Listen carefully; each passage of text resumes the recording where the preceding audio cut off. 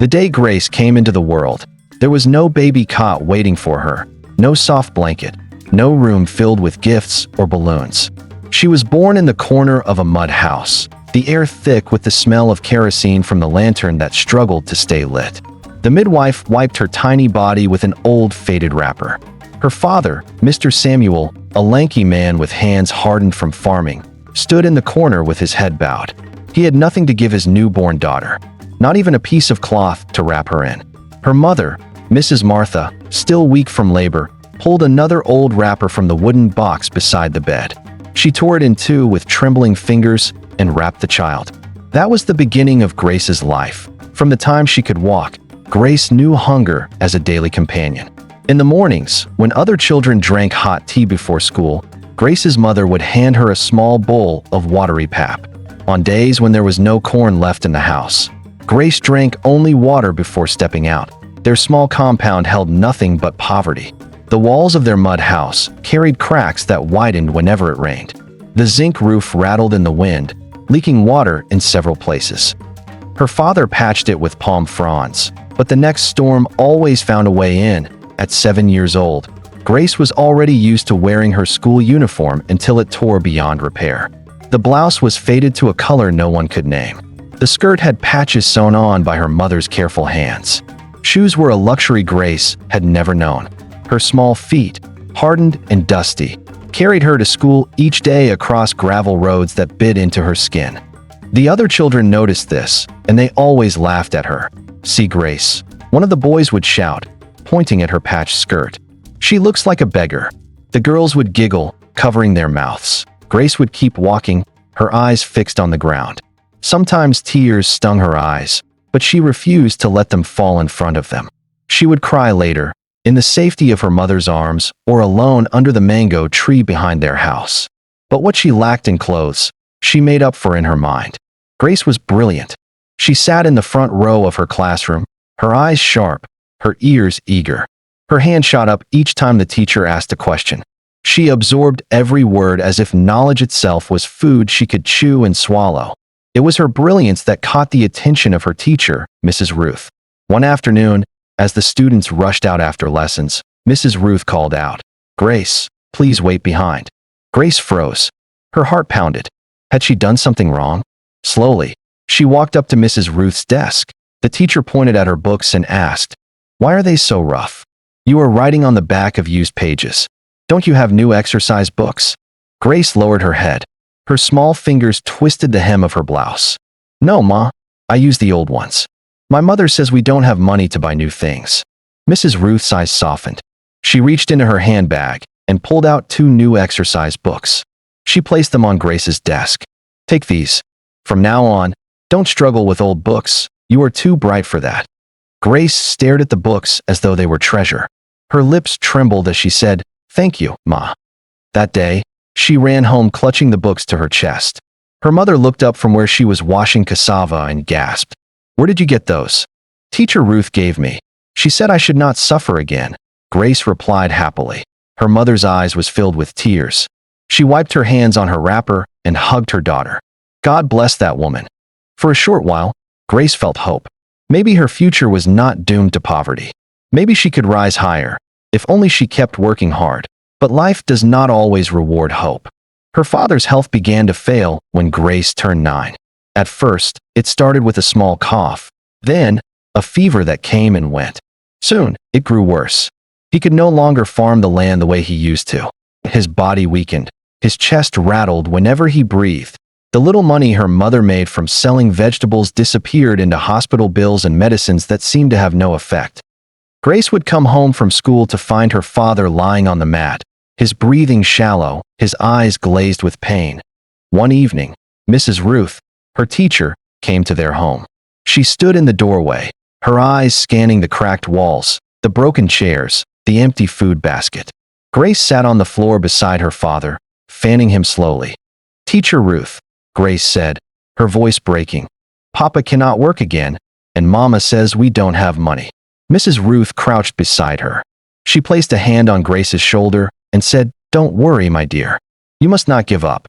I will do what I can." She promised to recommend Grace for a scholarship. But before the letter even arrived, Grace's mother pulled Grace out of school. "Your father needs medicine," she said one morning, tying a tray of groundnuts for Grace. "Take this to the streets and sell. We need money." Grace's heart shattered. School had been her only escape, her one place of joy. Now it is gone. Day after day, she balanced the tray of groundnuts on her small head, walking under the hot sun. She shouted until her throat burned, "Groundnut! Groundnut! Come and buy." Sometimes people bought. Other times, they pushed her away. Some laughed, mocking her skinny frame. On unlucky days, when policemen would chase hawkers from the streets, Grace would run as fast as her legs could carry her, the tray shaking dangerously. Once, she fell, and the groundnuts scattered across the road. People stepped on them. She crouched, trying to gather the ones that hadn't been crushed. Tears blurred her eyes, but she whispered to herself, "Everything will be all right soon." At night, she would sit on the veranda, her feet aching, while watching their next compound neighbors' children doing their assignments. She wondered if she would ever wear her school uniform again. Her mother tried to encourage her. "Grace, life is hard now, but maybe one day things will change." But Grace could not see that far. All she felt was pain. The sting of losing her education, the sting of being mocked, the sting of hunger that never left her. One evening, after selling groundnuts, she sat behind their house and let herself weep. The sky above was turning red with sunset. She hugged her knees and buried her face. "God," she whispered, her voice trembling. "Why me? Did I do something wrong? Why is my life like this?" Her tears soaked into the dust beneath her feet. And so, the days of her suffering continued. Morning meant balancing a tray of groundnuts on her head, walking the dusty roads under the burning sun, calling out until her throat went dry. Afternoon meant chasing shadows for buyers who never wanted to pay full price. Evening meant counting money that was never enough, while her father coughed in the background, his chest rattling like a broken drum. The cough grew worse. Some nights, Grace would wake to the sound of her father gasping for air, his body trembling on the mat. Her mother would fan him with one hand and wipe his forehead with the other, whispering, "Samuel, please don't leave me. I don't want to do life alone. Please, hold on." Grace sat close, her little palms pressed together in silent prayer, tears running down her cheeks. But prayers did not stop the cough. Medicines bought from the chemist swallowed up every naira Grace made from hawking. Sometimes she returned home without selling enough, and her mother's shoulders would sink as she looked at the few cash in her hand. One evening, the lamp on the wooden stool flickered as her father tried to rise. Grace rushed to steady him. His body felt light, too light for a man who once carried baskets of yam from the farm. He sank back onto the mat, sweat shining on his forehead. "Mama," Grace whispered, clutching her mother's wrapper. "Papa needs to go to a hospital, a real hospital." Her mother's eyes were filled with helpless tears as she whispered, "Hospital treatment needs money, Grace. More than what selling groundnuts can bring." That night, Grace could not sleep.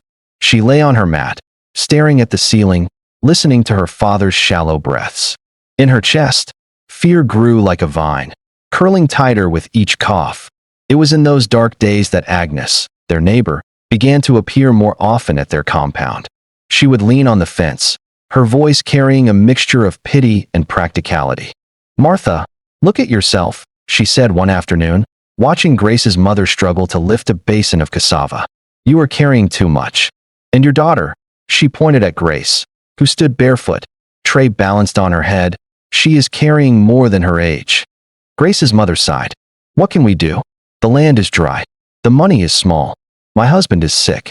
We are trying our best." Agnes shook her head. "Trying will not feed you. Let me help you. My sister in the city needs a house girl. She will pay monthly. Your daughter will eat healthy. She will sleep on a soft mattress, and every month, small money will come home. Don't you think it is better than letting her waste in this village?" The words fell heavy in her mother's ears. That night, she repeated them to her husband, Mr. Samuel. They sat under the mango tree, the moon watching silently. Grace sat close, her knees pulled up, her arms wrapped around them. "I don't want to send her," her mother whispered. "She is only 12. She should be in school." Her father coughed, then spoke in a voice thin with weakness. "But what do we have? What can we give her here? She carries groundnut until her neck bends. Maybe the city will open a door for her." Grace looked at them both, her throat tight. The thought of leaving her village scared her, but the thought of watching her father die without help scared her more. "Mama, if it will bring money," she said softly, "I will go." Her mother turned sharply to her. "No, Grace. You are still a child." Grace shook her head, tears glistening in her eyes. "Mama, we need help. Papa needs help. If going will bring it, then I will go." Her father reached for her hand, his palm rough and warm. "My daughter," he said slowly, "the world is not kind. If you go, remember my words. Keep your dignity, and never forget who you are.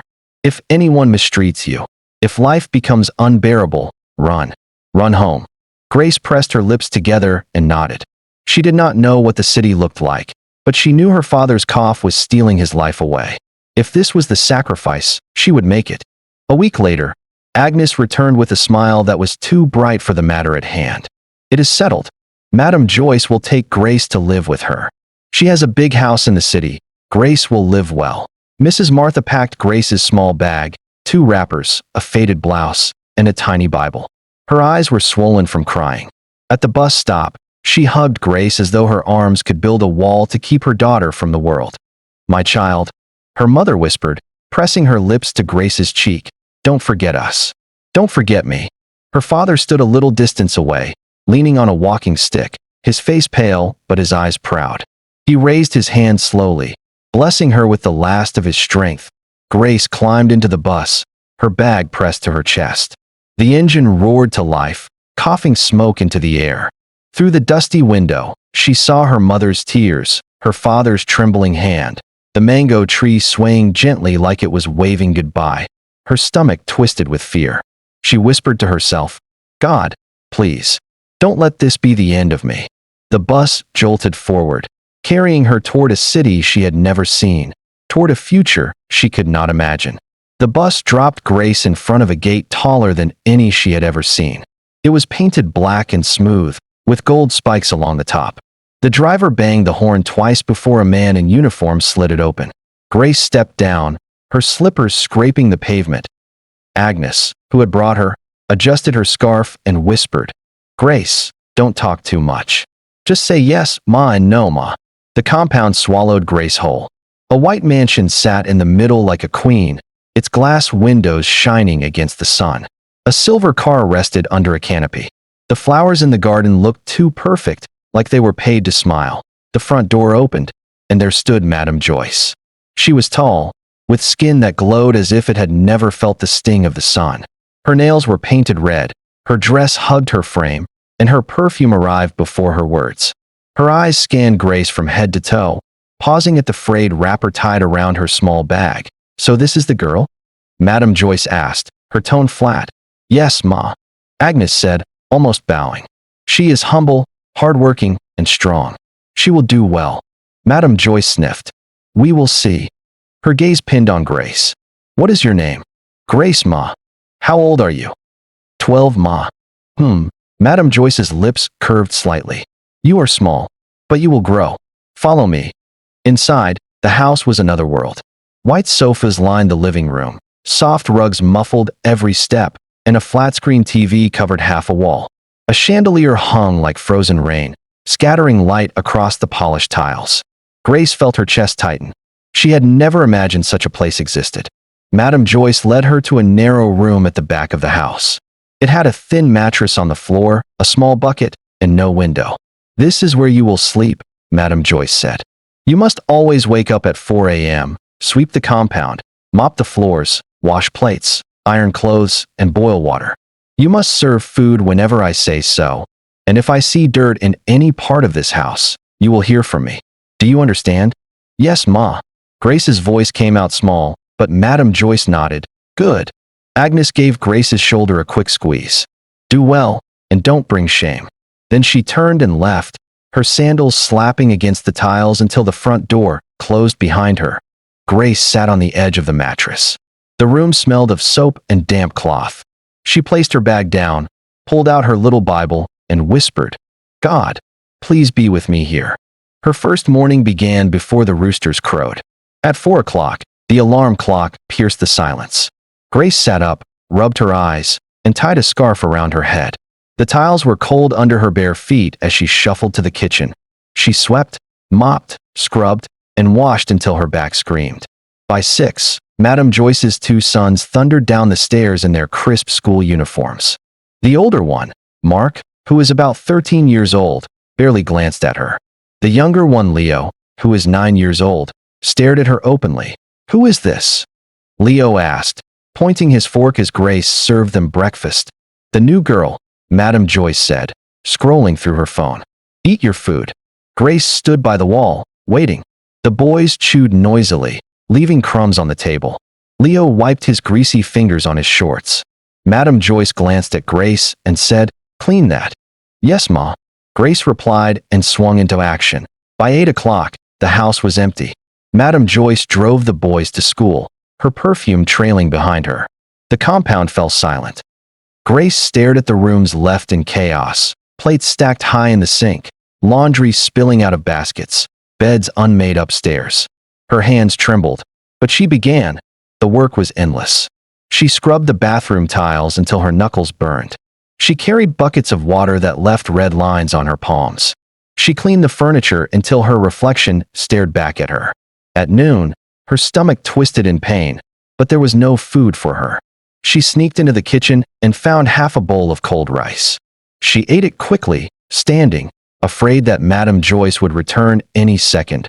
When Madame Joyce finally came home, she touched a glass table and lifted her finger. "It's dusty," she said, her voice sharp. "I cleaned it, Ma." Grace whispered, "Do it again." That night, Grace lay on her thin mattress, her arms sore, her eyes heavy with tears. She lay down on the mattress and let the tears flow uncontrollably. Days rolled into weeks. The routine became a chain around her neck. Wake up, sweep, wash, iron, serve, clean. Madame's voice followed her everywhere, sharp as a whip, faster. "Don't be lazy. Are you deaf?" Each word sank into Grace's skin like thorns. The boys were no kinder. Mark threw his dirty socks at her. Leo laughed when she slipped on the wet stairs. Sometimes they called her village girl, sometimes slowhead. She swallowed the insults like bitter medicine. One Sunday afternoon, as guests filled the house, Grace carried trays of drinks from the kitchen. The women wore lace that shimmered, their laughter ringing through the air. Grace moved carefully, her eyes down. "Who is that?" one of the women asked, pointing at Grace. "The help," Madame Joyce said casually, as though Grace were no more than a chair. Grace's throat tightened. She focused on the tray so her tears wouldn't fall into the drinks. That night, when everyone slept, she buried her face in her wrapper and wept silently. She wept for her father's cough, for her mother's tired eyes, for the girl she used to be in school who answered every question with pride. The breaking point came one sunny afternoon. Over a white plate with gold edges, as thin as paper. As Grace was doing the dishes, it slipped from her soapy fingers and shattered against the tile. The sound echoed like a gunshot. Madame Joyce appeared in the doorway and screamed, "What is that?" Grace bent to gather the pieces, her hands shaking. "I'm sorry, Ma." It slipped from my fingers. Before she could finish the sentence, a slap landed hard and fast on her cheek. Her cheek burned, her ears rang. Tears spilled before she could stop them. "You foolish girl," Madame Joyce hissed. "Do you know how much that plate costs? If you waste one more thing, I will take it from your salary." Grace pressed her lips together. She wanted to scream that she had no salary yet, that 2 months had passed with nothing. But the words died in her throat. That night, she touched her swollen cheek and whispered into the darkness, "I want to go home. I don't care if I starve. I want to go home." Weeks later, she made her choice. It was past midnight. Everyone in the house was asleep, breathing softly in the dark. Grace packed her small bag. She pulled on her old slippers, the only pair she owned. She crept through the corridor, her heart pounding like a drum. At the back door, she turned the key slowly. The lock clicked. She froze, listening. But there was silence. Outside, the compound stretched under the moonlight. The wall was tall, but the guava tree leaned close, its branches like open arms. Grace climbed the tree, scraping her knees, her palms burning. She swung her leg over and dropped to the ground outside. The earth greeted her with a dull thud. She stood up, breathless, trembling, but free. The city stretched before her, dark and restless. Dogs barked in the distance. A bike roared past her, its light cutting the night. Grace clutched her bag to her chest. She had no money, no plan, only one thought, to go home. And with sore feet and a breaking heart, she began to walk. The road back to the village stretched forever. Grace walked until her legs throbbed. She tried to flag down so many vehicles, but none agreed to stop for her. Later at noon, she saw a truck carrying baskets of fresh tomatoes. She took her worn-out wrapper and started waving it at the incoming truck. Luckily for her, the truck driver stopped and agreed to let her hitch a ride to a town next to her village. When they got to the town, she begged a lorry driver to allow her hitch a ride to her village. She sat among sacks of cassava, the dust from the road clinging to her skin. Each turn of the wheels brought her closer to home, closer to the faces she longed for. She clutched her bag and tried to ignore the fear that chewed at her heart.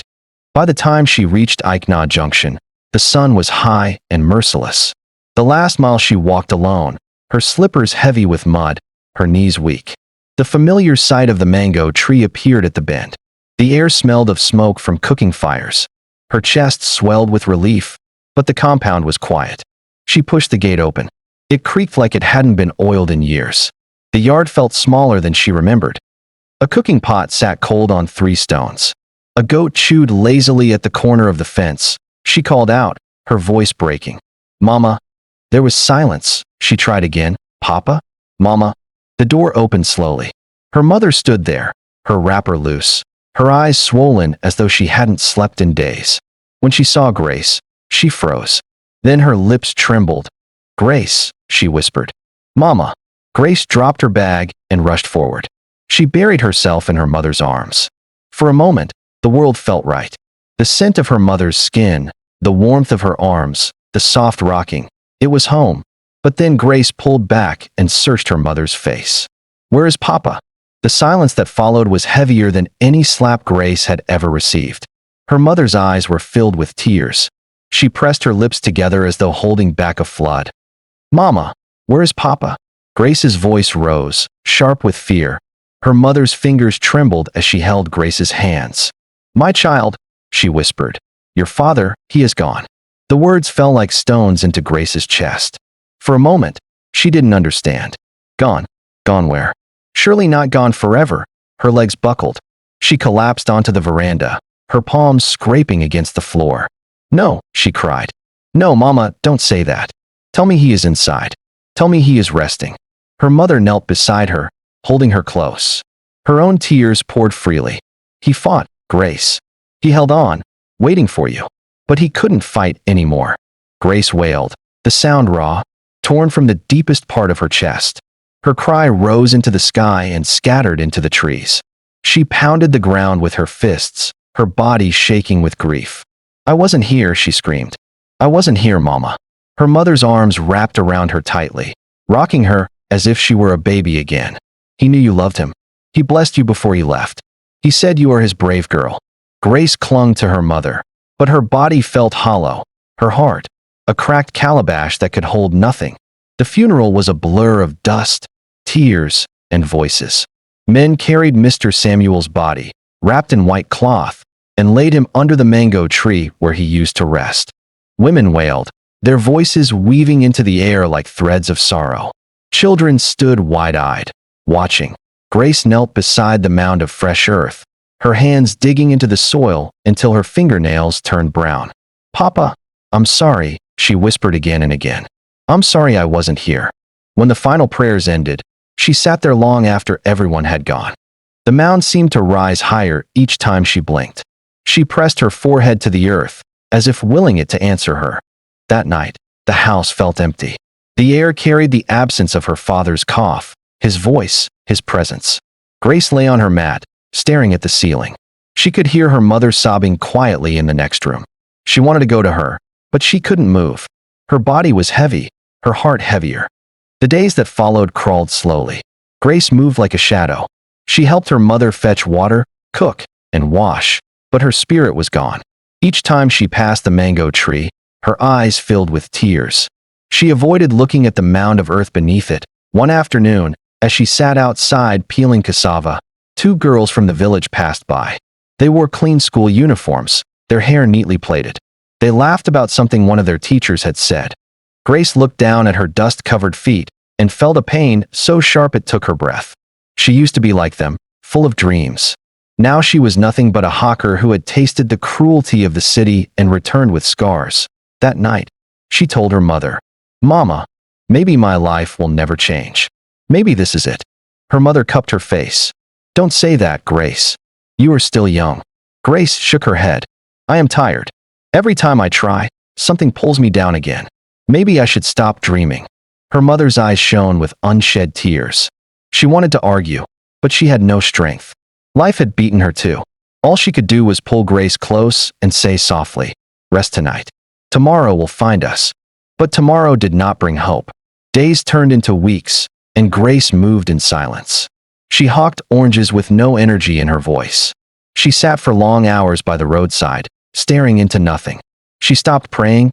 She stopped hoping.